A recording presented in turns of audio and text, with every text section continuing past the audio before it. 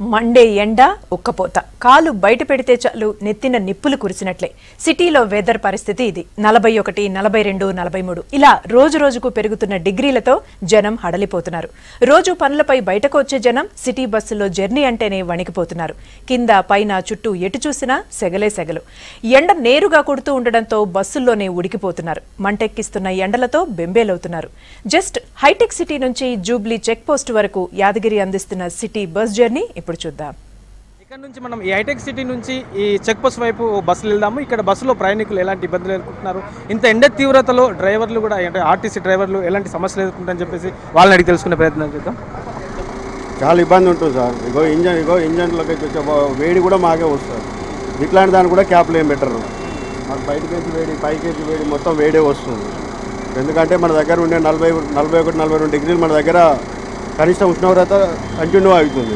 అట్లాంటప్పుడు కూడా మాకు ఏం సౌకర్యం కూడా కల్పించట్లేదు. ఎట్లా ఉంటుంది అంటే ఎట్లా ఉంటుంది తగ్గించాలంటే ఏదైనా ఒకటి సెక్యూరిటీ చేపించాలి. గ్లాస్ వేడిమి, ఇంజన్ వేడిమి, సైడ్ రోడ్డు వేడిమి ఇవన్నీ వస్తుంటాయి. చాలా ఉడకపోతుంది, చాలా ఇబ్బంది అవుతుంది సార్. చెమట సార్, నెత్తి బాగా వస్తుంది. ఎందుకంటే వేడి అగడుపు గురించి చాలా చాలా ఇబ్బంది సార్. చాలా ఇబ్బంది అవుతుంది సార్. చచ్చిపోతున్నాము ఎండకు. ఎండ చాలా గర్మి బాగా అవుతుంది. ఇది చేస్తలేము ఉబ్బరానికి. మేము కొత్తగూడకి వెళ్ళి కోటికి వెళ్తాం. ఎండ ఇక తట్టుకోలేనంత ఎండ మస్తు కాలు కాలిపోతుంది ఇళ్ళని బస్సులో. అదే ప్రాబ్లం. అసలు ఆఫీస్కి వెళ్ళాలన్నా రావాలన్నా విపరీతంగా ఉంది ఎండ. అసలు అంటే ఏ ఇయర్ కాయరు టెంపరేచర్ సేమ్ 45, 50 అట్లా వస్తూనే ఉంది. కానీ ఈసారి ఎండ మాత్రం అదొకలాంటి బగబగ భరించలేనట్టుంది. అందులో ఇంక బస్సెస్లో కూడా ట్రావెలింగ్ బయట వేడి ఈ లోపల వేడి తట్టుకోలేకపోతున్నాం. చాలా విపరీతంగా 10 o'clock అసలు విపరీతంగా 12 o'clock, 1 o'clock లాగా అట్లా అనిపిస్తుంది. 12 o'clock ఎట్లుంటుంది? బస్సెస్ బాగానే ఉన్నాయి కానీ ట్రాఫిక్ విపరీతమైన ట్రాఫిక్ కదా. ఈ రోడ్స్ కొంచెం మంచిగా చేస్తే బాగుండేది. The temperature is very hot. We are suffering with the hotness. మధ్యాహ్నం ఇంకా విపరీతం. టీవీలో కూడా చూసాం. Totally 6 members were died in Telangana, 47 in Andhra.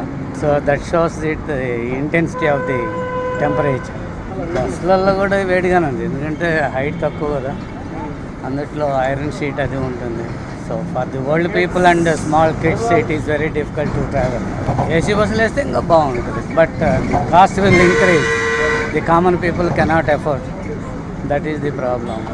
AC అంటే ట్రిపుల్ అయిపోతుంది రేటు, మరి కామన్ పీపుల్ ఎఫోర్డ్ చేయలేరు.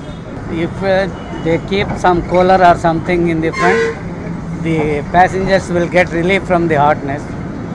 ఎండలు అయితే పూర్తిగా మండిపోతున్నాయి. ఇది ఎప్పుడో 73లో వచ్చిందని విన్నాను, మా ఇంట్లో చెప్తున్నారు. చాలా కాలం తర్వాత వస్తుంది. మళ్ళీ వస్తుందంటే లైక్ మనం పిలుస్తున్నాం దాన్ని మాటికి. మనం రమ్మని పిలుస్తాం. ఎందుకు? మనం చేసే తప్పుడు పనుల వల్ల రోడ్ల మీద మోటార్ సైకిల్లో ఫుల్ ట్రాఫిక్ ఎక్కువైపోతుంది. హీట్ అంతే పైకి వెళ్ళి గ్లోబల్ వార్మింగ్ వచ్చేస్తుంది. So that's the reason why all this is happening. It's the power is in us and we have to stop it. ఇంకా ఆఫీస్కి ఎట్లయినా చేరుకోవాలి. So we have to somehow bear it.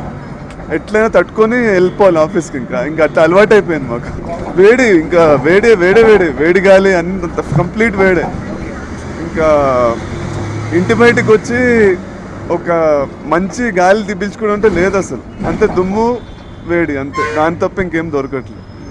Sir చెప్పండి, అంటే ఎక్కడి నుంచి మీరు ఎక్కడ వెళ్తున్నారు? ఈ ఎండ తీవ్రత ఎట్లా ఉంది? నేను పటాన్చెరు నుంచి ఇప్పుడు కోటి వెళ్తున్నానండి. అయితే బస్సు ఎక్కినాక కాసేపటికి ఆల్మోస్ట్ ఒక 10-15 minutes నుంచి దాహం వేస్తుందంటే నేను కింద దిగలేను, వాటర్ తీసుకోలేను. ఇక రిక్వెస్ట్ చేసినా కానీ అంతసేపు ఆపాలంటే కండక్టర్తో కాదు. ఇంకా పైన ఎలా అంటే యాక్చువల్గా ఏంటంటే కనీసం గవర్నమెంట్కి నేను అప్పీల్ చేసేది ఏంటంటే మిడిల్ క్లాస్ వాళ్ళు ఎక్కేది ఇది కనీసం కూల్ హోమ్ జస్ట్ లైక్ ఏదంటే లోపలికి బస్సులోకి కనీసం రాకుండా అది చూసుకోవాలి. ఇక నెక్స్ట్ బయట టెంపరేచర్ ఎలాగ ఉందో అది చేసుకోవచ్చు. నేను ఆల్మోస్ట్ ఒక 15-20 minutes ఏసీ బస్సు గురించి చూశాను. ఏసీ బస్సు రాలేదు. ఇంకా అది కూడా ఏ టైమింగ్ అది తెలియదు. మళ్ళీ బయట టెంపరేచర్ ఎలాగుంది, లోపలేమో ఈ సీట్లు దీని ఆక్యుపెన్సీ అసలు ఎలా ఉందంటే ఇంకా చెప్పనాను. అంత గవర్నమెంట్ అప్పీల్ చేసేదంటే కనీసం ఏదన్నా కొద్దిగా ప్రొవైడ్ చేసేసి మరి నేను కామన్ మ్యాన్కి అయ్యే లెక్కల్లో కూల్గా ఏదైనా అయ్యే లెక్కలు చేస్తే అది కూడా బాగుంటుంది.